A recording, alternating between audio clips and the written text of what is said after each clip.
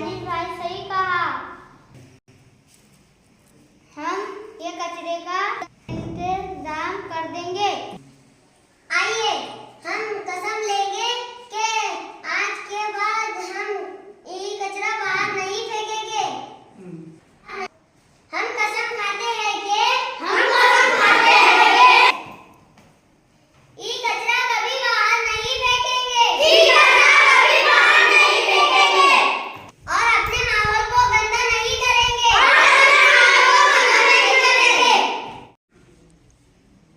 बच्चों ये सब क्या है? ई कचरा। तो कैसा है ये? कारामद है कि बेकार है? बेकार है। बेकार है इसीलिए हमने इसे ई कचरा कहा। अगर ये कारामद रहता था, काम कर रहता था, तो फिर ये ई कचरा होता था क्या? नो। जो बेकार होता है इलेक्ट्रॉनिक कचरा, उसे ही हम ई कचरा कहते हैं।